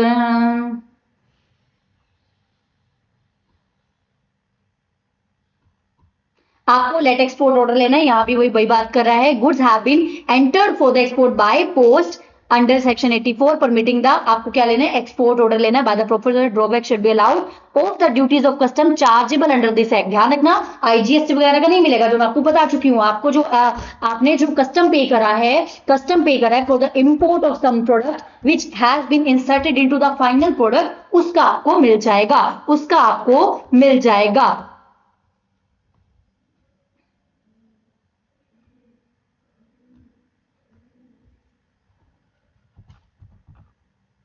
उसका आपको मिल जाएगा। अब बात आती है कैसे मिलेगा, वहां तो हमने रेट पढ़ लिए थे, कैसे मिलेगा? यहां पर क्या होता है, यहां पर रूल स्पेसिफाई करा है, बिकॉज अगर एक एक बंदा वहां जाकर उनसे मांगने लग गया ड्यूटी ड्रॉबैक, दिखाने लग गया देखो मेरा ऐसा पूरा ये डॉक्यूमेंट पूरे, तो पागल हो जाएंगे वो। तो उन्होंने क्या करा, सीधा ही कुछ रूल स्पेसिफाई कर दिए। सबसे पहले आता है ऑल इंडस्ट्री ड्रॉबैक रेट, एक इंडस्ट्री के लिए रेट बना दिया है। आपका हो सकता है इतने एफओबी का आपको इतने परसेंट मिल जाए, हो सकता है ये बोल दिया जाए कि आपको पर यूनिट इतना इतना ड्रॉबैक मिलेगा। There can be any cases. तो रूल 3 क्या बोलता है, रूल 3 क्या बोलता है, these are the fix for the board category, like product की कैटेगरी के हिसाब से बना दिया। The rate include drawback on the packing material also considered by the duty drawback rate calculation. हो सकता है प्रोडक्ट वाइज बोल दिया पर यूनिट आपको इतना ड्रॉबैक मिलेगा, any number of thing, anything can be happen. तो सबसे पहले क्या बोला, all industry drawback rate. Second चीज अगर आती है, आप कुछ ऐसी चीज बना रहे हो जिसका आपका इंडस्ट्री रेट स्पेसिफाई नहीं है, तो क्या कर सकते हो आप उनके पास जाकर बोल सकते हो भाई हम तो कुछ स्पेशल वाले बंदे हैं, हमें तो सेपरेट चाहिए, तो हमारे लिए स्पेशल ब्रांड रेट डिसाइड करो। तो आपके लिए क्या बनाया जाएगा, ब्रांड रेट बनाया जाएगा। तो क्या बोला गया, it is possible to fix the all industry rate only for some standard product. Standard के रिगार्डिंग तो आप क्या ऑल इंडस्ट्री रेट फिक्स कर सकते हो, लेकिन ऐसी कोई आइटम है जो स्टैंडर्ड नहीं है, जो बहुत रेयरली यूज हो रही है, तो आपको स्पेशल जाके अपना ब्रांड रेट बनवाना पड़ेगा।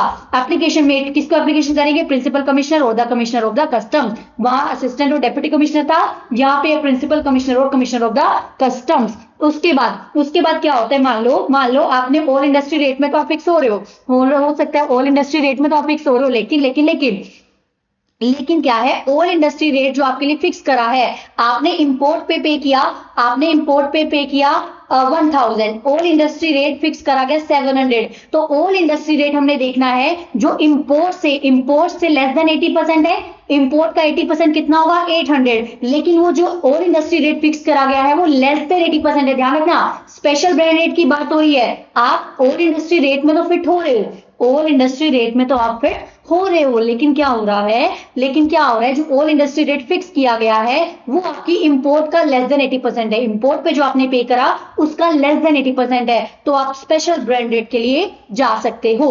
तो आप क्या कर सकते हो, स्पेशल ब्रांड रेट के लिए भी जा सकते हो। स्पेशल ब्रांड रेट के लिए भी आप जा सकते हो। किसके अंदर, स्पेशल ब्रांड रेट रूल 7 के अंदर आप जा सकते हो। उसके बाद देखते हैं क्या कह रहा है, कस्टम एंड सेंट्रल एक्साइज कुछ रूल्स बता रहा है इन द कुछ खास चीजें नहीं है, डेफिनेशन वगैरह हमारी काम की यहाँ पर नहीं है। ड्रॉबैक के रूल्स हैं कुछ, वो एक बार देख लेते हैं।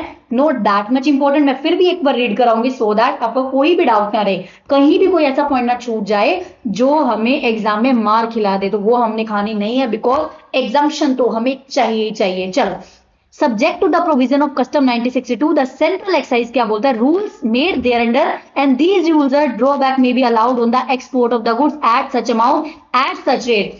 drawback का कितना अलाउड हो सकता है, at such amount at such rate, जो गवर्नमेंट डिस्क्राइब कर सकती है। however where any goods are produced or manufactured from the imported material या फिर एक्साइजेबल मटेरियल, हो सकता है जो आपने किस किस आप मैन्युफैक्चर जो प्रोडक्ट कर रहे हो या तो इंपोर्टेड मटेरियल से करा हो या फिर जीएसटी वाले या फिर एक्साइज वाले मटेरियल से करा हो, on some of which are only duty chargeable thereon has been paid and not on the rest। कुछ पे तो ड्यूटी पे करी है, कुछ पे ड्यूटी पे नहीं करी है, only a part of the duty chargeable has been paid. हो सकता है कुछ ही ड्यूटी पे करी है या फिर पार्ट ऑफ द ड्यूटी पे करी है ना।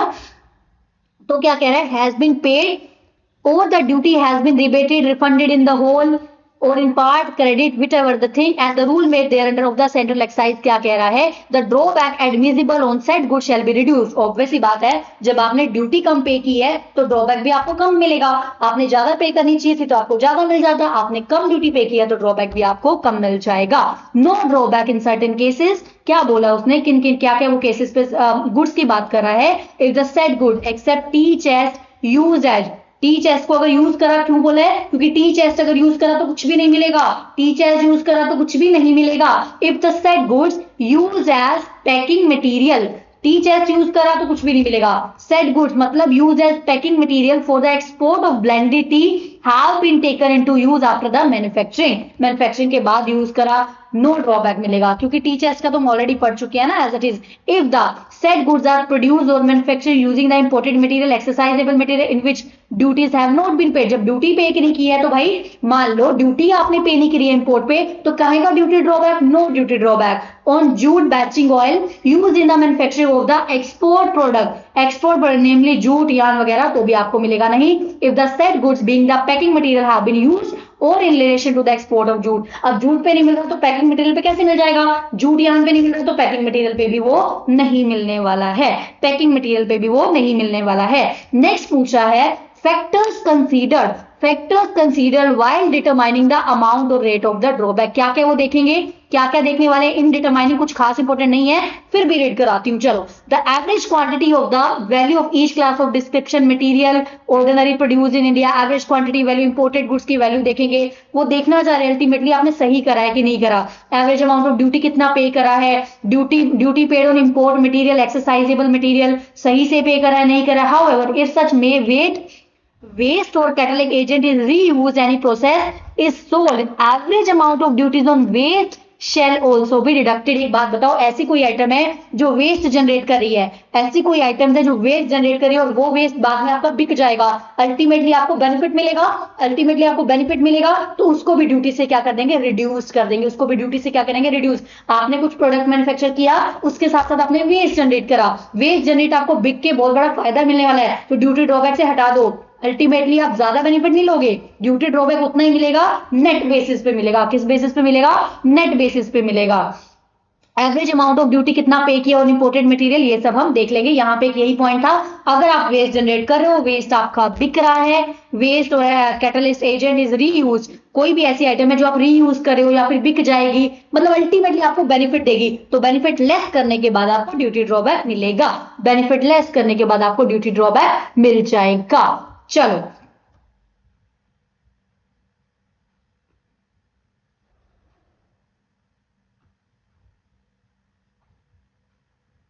Determination of the date from which the amount और rate of the drawback is to be come into the force. ऐसी कौन सी डेट है जिस डेट पे amount of the drawback is to be come into the force. The central government में specify up to which may the amount और drawback determined revise shall be enforced। वो बता सकती है कि कब तक वो इन्फोर्स रहेगा। where the amount or rate of drawback is allowed with retrospective effect। हो सकता है जो ड्रॉबैक है वो रेट्रोस्पेक्टिव इफेक्ट से अलाउ हो। Such amount shall be allowed from such date. Obvious सी बात है, अगर रेट्रोस्पेक्टिव से अलाउड है तो भी गवर्नमेंट बता देगी, किस प्रोडक्ट पे कब लगाना है वो भी गवर्नमेंट आपको बता देगी। ये बातें आपके काम की कुछ खास नहीं है, नॉर्मल सी बात की गई है। केसेस वेयर द अमाउंट और rate drawback has not been determined. Obvious सी बात है, क्या होता है, आपने बता दिया उनको कि ऐसा ऐसा मैंने एक्सपोर्ट कर दिया, मुझे ड्रॉबैक चाहिए, तो क्या होगा आपको प्रोविजनल भी मिल सकता है। आपने बोला भाई मैंने इतना इतना पैसा दे दिया है, इतना इतना मैंने पैसा दे दिया है, तो प्लीज मुझे प्रोविजनल अलाउड कर दो, बिकॉज मेरा वर्किंग कैपिटल बहुत सारे इम्पोर्ट ड्यूटी में ब्लॉक्ड है, मैं कैसे काम करूंगा, मुझे बहुत सारा पैसा चाहिए। वेयर नो अमाउंट और rate has been determined in respect of any goods, then within 3 months from the date of relevant rate, जो भी आपके पास अप्लाई होता है, आप क्या कर सकते हो, अप्लाई कर सकते हो for the determination of the amount of the date, saying that all the documents have been prescribed। all the document जो भी चाहिए थे मैंने आपको दे दिए हैं। फिर वो आपको, आप उनको ये भी कह सकते हो कि मुझे प्रोविजनल दे दो। 3 महीने के अंदर अंदर आप उनको कह सकते हो सारे मैंने डॉक्यूमेंट सबमिट कर दिए, प्लीज प्लीज प्लीज मुझे ड्रॉबैक इशू कर दो। However in case exporter is exporting the force at group more than one place, अगर आप एक्सपोर्ट कर रहे हो तो he shall apply to the principal commissioner और कमिश्नर। अगर more than one place of export है, more than one place of export है, तो आप क्या करोगे, वहां आप करोगे having the jurisdiction over the one. ध्यान से देखो, it can be important point for the exam. However, आपने उसने क्या बोला, आपने प्रिंसिपल कमिश्नर को अप्लाई करना है। However, in case an exporter is exporting the goods from more than one place of export, एक से ज्यादा प्लेस से एक्सपोर्ट कर रहे हो, he shall apply to the principal commissioner or the custom having the jurisdiction over any one place। किसी भी any one of the said place, किसी भी एक प्लेस हो सकता है ना, आपको मैं तो 10 जगह से करूं, मैं किसको अप्लाई करूं, किसी भी एक प्लेस से कर सकते हो, जो आपका सेल्स जो प्लेस ऑफ एक्सपोर्ट है उसमें किसी भी एक प्लेस पे जो जुरिस्डिक्शन कर रहा होगा कमिश्नर, आप उसको अप्लाई कर सकते हो। On the receipt of the application principal commissioner क्या करेगा, आफ्टर कॉजिंग इंक्वायरी वो रेट फिक्स करेगा, इशू कर देगा। सिंपल सी बात है, इतना आप अभी समझ लो। प्रोविजनल के रिगार्डिंग में आपको बता चुकी हूं, क्या करेगा वो, प्रोविजनल आपको अलाउ कर सकता है। आप उसको कह सकते हो कि मेरे पास इतना पैसा नहीं है, मेरी कैपिटल जो है वो ब्लॉक हो चुकी है इंपोर्ट में, please please please allow me the provisional, वो आपको प्रोविजनल अलाउ कर देगा। सेम पॉइंट ये मैं आपको बता चुकी हूँ, आपने कब तक करना है, आपने कब तक करना है, कब तक करना है, कब तक करना है।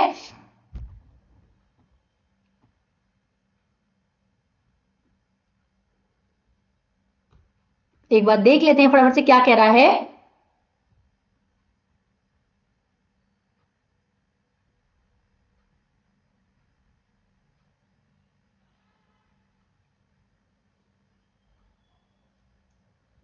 फिर से देखते हैं, तब वो नॉर्मल सी बात रिपीट करे जो मैं आपको बार बार बता चुकी हूँ। अगर ड्रॉबैक का वो ऑल इंडिया का कम है तो आप ब्रांड बनवा सकते हो, स्पेशल ब्रांडेड। ये फिर से रिपीट करो, अगर अप टू 3 months अप्लाई किया 1% ऑफ द आपको बी वैल्यू और 1000, उसके बाद 2% अगर अप्लाई किया तो 2% अगर आपने अप्लाई करा तो क्या हो जाएगा, 2% और 2000 विच एवर इज लेस, 2% और 2000 which ever is less. Provisional की यहाँ पे बात हो चुकी है, बार बार मैं रिपीट करने वाली नहीं हूं। अब आता है इंपॉर्टेंट पॉइंट, ऐसे कौन कौन से पॉइंट हैं जहां पर आपको ड्यूटी ड्रॉबैक नहीं दिया जाएगा। ध्यान रखना, जहां पर आपको ड्यूटी ड्रॉबैक नहीं दिया जाएगा 75 के केसेस में, जहां पर आपको ड्यूटी ड्रॉबैक नहीं दिया जाएगा। मैंने आपको मेन पॉइंट क्या बताया था, 75 के लिए आपको वैल्यू एडिशन करना बहुत जरूरी है। 75 के लिए आपको वैल्यू एडिशन करना बहुत जरूरी है। अब एक बात बताओ, मैंने पार्ट ए इंपोर्ट किया, मैंने पार्ट एक्स इंपोर्ट किया 1000 में, मैंने पार्ट वाई खरीदा 2000 में, मैंने पार्ट एक्स इंपोर्ट किया 1000 में, मैंने पार्ट 2 इंपोर्ट किया, मैंने पार्ट 2 मतलब इंडिया से ही खरीदा 2000 में। अब मैं एक फाइनल प्रोडक्ट बना रही हूं जो सिर्फ मैं 800 में सेल कर रही हूं, फाइनल प्रोडक्ट बना रही हूं सिर्फ मैं 800 में एक्सपोर्ट कर रही हूं। तो क्या कह रहा है, अगर आपकी value less than the value of imported, अगर आपकी export value less than the value of the import material, import material से भी कम में दे रहे हो, इंपोर्ट मटेरियल की वैल्यू से भी कम में दे रहे हो, तो आपको कोई भी ड्रॉबैक नहीं मिलेगा। नो नो नो, आप गवर्नमेंट का नुकसान करा रहे हो, आउटवर्ड फंड है, फंड के आउटफ्लो ज्यादा करवा रहे हो आप, नहीं मिलेगा नहीं मिलेगा नहीं मिलेगा। हो सकता है गवर्नमेंट ये बोल दे, हो सकता है गवर्नमेंट ये बोल दे जितना आपने इंपोर्ट करा उसका एटलीस्ट 20% वैल्यू एडिशन हमें करके दो, is not more than such percentage that has been it not more than such percentage, उस परसेंटेज से ज्यादा नहीं है। हो सकता है आपने मान लो 1000 पे 20% ऐड किया तो जो भी 20% इस पे बन रहा है 200 1200 आपका नहीं बन रहा, इसकी वैल्यू तो सिर्फ 800 है, आप क्या कर रहे हो तो भी आपको नहीं मिलेगा। मतलब इंपोर्ट की जो वैल्यू है उससे कम में बेच रहे हो तो भी नहीं मिलेगा। हो सकता है वैल्यू एडिशन इतनी बोल दे कि आपको स्पेसिफिक परसेंटेज तक वैल्यू एडिशन करनी है, वो भी आप नहीं करते तो भी आपको नहीं मिलेगा, तो भी आपको नहीं मिलेगा। उसके बाद आ जाता है, उसके बाद चलो मैंने मिनिमम कंडीशन पूरी कर दी, मिनिमम कंडीशन मैंने पूरी कर दी, मैं जहां तक मर्जी ले सकता हूं, नहीं नहीं नहीं नहीं नहीं, जहां तक मर्जी आप नहीं ले सकते। आप कितना मैक्सिमम ले सकते हो ड्यूटी ड्रॉबैक, ड्यूटी ड्रॉबैक बोला गया है मैक्सिमम, ड्यूटी ड्रॉबैक मैक्सिमम बोला गया है। मैं आपको बताती हूं, मैंने इंपोर्ट करा, मैंने इंपोर्ट किया था प्रोडक्ट 1500 में मैंने इंपोर्ट करा था, एक्स वाला, वाई वाला मैंने 2000 में लिया। अब मैं क्या कर रही हूं, अब मैं क्या कर रही हूं, मैं जो प्रोडक्ट ए बना रही थी, मैं प्रोडक्ट एक 5000 में दे रही हूँ, 5000 में दे रही हूँ, तो मेरे को मैक्सिमम कितना मिलेगा। हो सकता है गवर्नमेंट ने बोला चलो ऑल इंडस्ट्री रेट है आपको 90% मिल जाएगा, मान लो 90% मिल जाएगा, 4500 मिलना चाहिए, फिर तो क्या मैं 4500 के एलिजिबल हूं? No no no no no, 4500 का आपने ड्यूटी ड्रॉबैक नहीं लेना है, आपने इसको कंपेयर करना है। आपने इसको कितना कंपेयर करना है? 1/3 of the market value, 1/3 of the market value of that export product. अब हमने देखना है ये एक्सपोर्ट प्रोडक्ट की इस मार्केट में क्या वैल्यू है। 5000 में तो बाहर बेच रही हूँ, हो सकता है इंडिया में से 2000 में बिक रहा हो, तो इसकी मार्केट वैल्यू का 1/3 ले लो, इसकी मार्केट वैल्यू का 1/3 ले लो, सिर्फ उतना ही मिलेगा। मैं ध्यान रखना किसकी मार्केट वैल्यू का 1/3, उसी प्रोडक्ट की, उसी प्रोडक्ट की एक्सपोर्ट प्रोडक्ट है जो, पहले तो आपने निकाल लेना है एक्सपोर्ट प्रोडक्ट में कितनी आपकी मिलती है, फिर आपने देखना है मैक्सिमम कितना है। उसी एक्सपोर्ट प्रोडक्ट की इंडियन मार्केट में क्या वैल्यू है, इंडियन मार्केट में क्या वैल्यू है, उसका मैक्सिमम 1/3 देखो, उसका मैक्सिमम 1/3 तक आप ले सकते हो, उसके ज्यादा नहीं ले सकते हो। इंपॉर्टेंट पॉइंट है, बिल्कुल मैक्सिमम वाला इंपॉर्टेंट पॉइंट है। एक्सपोर्ट प्रोडक्ट की इंडियन वैल्यू देखो, एक्सपोर्ट प्रोडक्ट की इंडियन वैल्यू देखो, उसका 1/3 निकाल लो, एक्सपोर्ट प्रोडक्ट की इंडियन वैल्यू देखो, उसका 1/3 निकाल लो। Power to require submit information document, उनको डॉक्यूमेंट इंफॉर्मेशन चाहिए तो वो बार बार आपसे मांग सकते हैं। प्रोसीजर सेम है, जो आप प्रोडक्ट को एक्सपोर्ट कर रहे हो उस पे आपने क्या लिखना चाहिए, ड्रॉबैक एक्सपोर्ट, क्या लिखा होना चाहिए उस पे, ड्रॉबैक एक्सपोर्ट लिखा होना चाहिए। Exporter shall deliver to the component policy, same बात है, पोस्टल को देंगे, पोस्टल जब उनको दे देगा वहां से वो एलिजिबल हो जाएगा। इन क्वाड डुप्लीकेट, 4 कॉपियां उनको चाहिए, कितनी कॉपी चाहिए, 4 कॉपी चाहिए, 4 वो आपसे ही मांगेंगे। तो किस डेट से वो लायबल होगा, जिस दिन वो उस कॉपी को हैंड ओवर कर दिया गया है, जिस दिन वो उस कॉपी को हैंड ओवर कर दिया गया है। ये वही पॉइंट है, रिपीट हो रहे हैं तो मैं नहीं ले रही हूँ, वही पॉइंट हम ऑलरेडी कर चुके हैं। सो बार बार आप भी टाइम वेस्ट मत कीजिए, जितना मैं आपको रिपीट करा रही हूँ उतना बार बार रिपीट करते चलिए।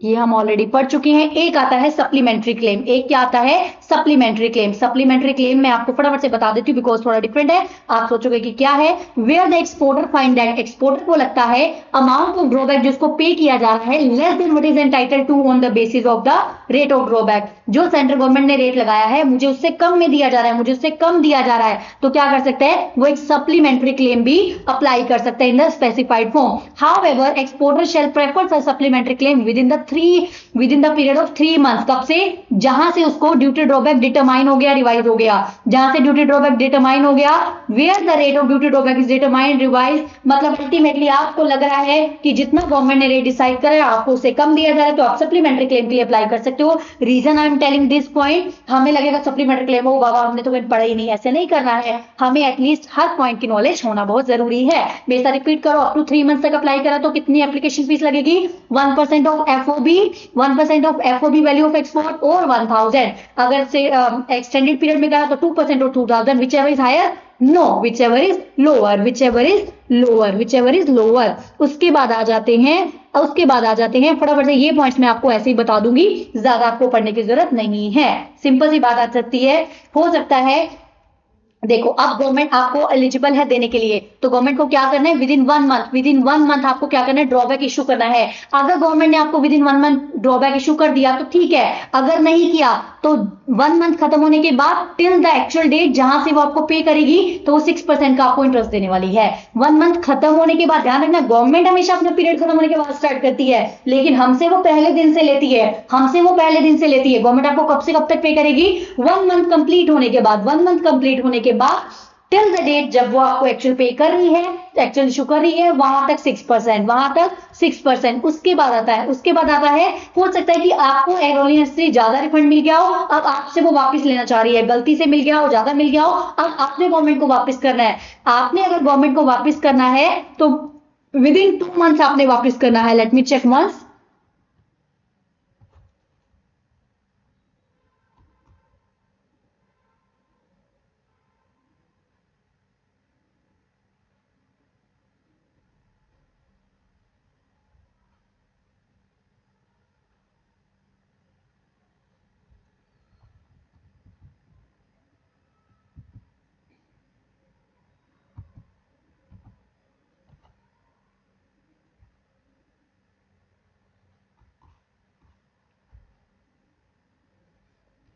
विद इन 2 मंथ्स वापस करना है। Let me once check it.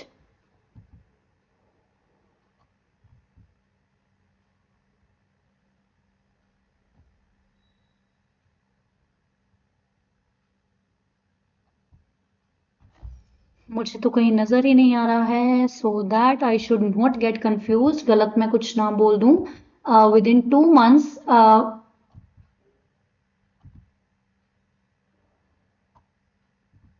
You can please cross verify, मैं टाइम वेस्ट नहीं करूंगी, मेरे हिसाब से 2 मंथ्स का है, यस 2 मंथ्स का ही होना चाहिए।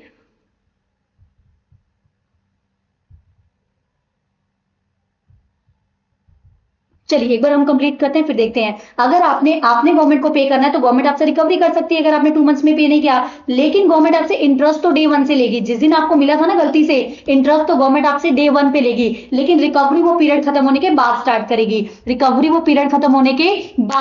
करेगी, उसके बाद आता है फॉरेन एक्सचेंज। आपने ये बात सुनी होगी फेमा में कि जब जब हम एक्सपोर्ट करते हैं तो फेमा में हमें रियलाइज करना होता है, हमें क्या करना होता है, जो फॉरेन करेंसी है वो एक्सचेंज हमें रियलाइज करना होता है। अगर आपने, गवर्नमेंट ऐसा रूल भी बना सकती है कि ओके अगर आपने नहीं भी रियलाइज करा भी तो आपको ड्यूटी ड्रॉबैक इशू कर देंगे, लेकिन आगे जाकर अगर ये पता चलता है कि आपने रियलाइज ही नहीं करा है, गवर्नमेंट का नुकसान करा दिया, तो गवर्नमेंट आपसे वो पैसा वापस भी ले सकती है। If the exporter fails to produce the evidence for the realisation of export, आप एक्सपोर्ट रियलाइज करने का जो एविडेंस है वो नहीं दे पाए तो क्या होगा, assistant commissioner shall issue a notice to the exporter to produce the realisation, कि यस आपने रियलाइजेशन की है तो विद इन 30 डेज प्रोड्यूस करो, अगर आपने नहीं करा तो क्या हो जाएगा, रिकवरी की जाएगी। तो रिकवरी की जाएगी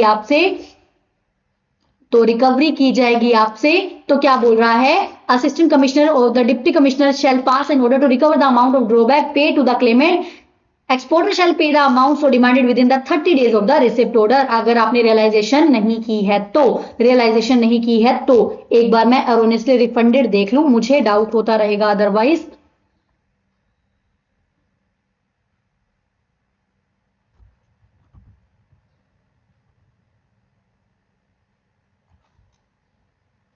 यस हो सकता है यहां पर लिखा हो, यस मिल गया, where the drawback has been paid to the claimant erroneously, तो उसको क्या करना है, within 2 months from the date of demand, within 2 months वापस देना है। गवर्नमेंट हमें 1 महीने के अंदर देगी, हमने गवर्नमेंट को देना है 2 महीने के अंदर, लेकिन गवर्नमेंट इंटरेस्ट 1 मंथ के बाद स्टार्ट करेगी, हमारा इंटरेस्ट डे 1 से ही स्टार्ट हो जाएगा। लेकिन अगर हमने टाइम पीरियड उसमें दे दिया तो रिकवरी के प्रोसीडिंग नहीं होंगे, नहीं दिया तो रिकवरी की प्रोसीडिंग हो जाएंगी। ध्यान रखना 30 डेज तो रियलाइजेशन वाला पॉइंट है, अगर आप पे एरोनियसली गलती से आपके पास आ गया तो आपके पास 2 महीने का टाइम है देने का।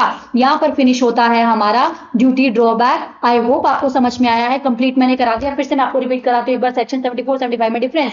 74 किससे डील करता है, 74 इज डीलिंग विद द री export, 75 dealing with the manufacturing. 74 कहता है कोई वैल्यूडेशन की जरूरत नहीं है, 75 कहता है वैल्यूडेशन कराओ। 74 बात करता है 74 बात करता है सारे आपको ड्यूटी का मिल जाएगा। 75 बात करता है जो आपने जिस प्रोडक्ट पे आपने इंपोर्ट वाला प्रोडक्ट आपने उसमें लगाया उसकी ड्यूटी का आपको मिलेगा, जस्ट उसकी ड्यूटी का आपको मिल जाएगा। फिर 74 बोलता है आप बैगेज करो वैसे जैसे मर्जी करो हम ओके हैं, लेकिन इसमें बैगेज हमें यहाँ पे कहीं भी बोला नहीं है। मैन्युफैक्चरिंग के केस में कहीं भी बैगेज आपको बोला नहीं है। वैल्यू एडिशन रिक्वायर्ड नहीं है, वैल्यू एडिशन रिक्वायर्ड है। वहां कितना पॉइंट था 2 इयर्स तक आपने करना है, फिर एक्सटेंडेबल है। लेकिन 75 के केसेस में ऐसा कोई भी टाइम लिमिट नहीं है कि 2 सालों तक आपने एक्सपोर्ट करना है, बिकॉज वो जो प्रोडक्ट आप किसी मैन्युफैक्चरिंग प्रोडक्ट में लगाने वाले हो सकता है उस प्रोडक्ट की मैन्युफैक्चरिंग में टाइम लग जाए। चलिए यहां पर फिनिश करते हैं चैप्टर। आई होप आपको लर्न हो गया होगा। मिलते हैं next time with some another video. Till then bye bye, take care, stay connected and yes share with your friends as well. सबकी हेल्प करनी है, सबको इकट्ठे लेके चलना है। एमसीक्यू की वीडियो मोस्ट प्रोबेबली कल आएगी। Actually this is the lecture I am recording for the second time today due to some technical voice error that I am trying to fixing it up. बहुत problem हो रही है तो मैंने अभी second time record करा है, इसीलिए लेक्चर हो गया है लेट। कल करेंगे फिक्सिंग। मैं इशू कर रही हूँ, एक्चुअली माइक का कुछ इशू चल रहा है। I am trying to make it correct, जल्दी से जल्दी I will make it correct so that हम विदाउट एनी नॉइस पढ़ सके, है ना। चलिए मिलते हैं next time. Till then bye bye, take care, bye bye, stay blessed and keep studying. Examination लेकर आनी है। I am also so much of enthusiastic with you also, तो आपको भी पूरा पूरा पूरा पूरा एंथुसियाज्म में रहना है। Bye bye, take care.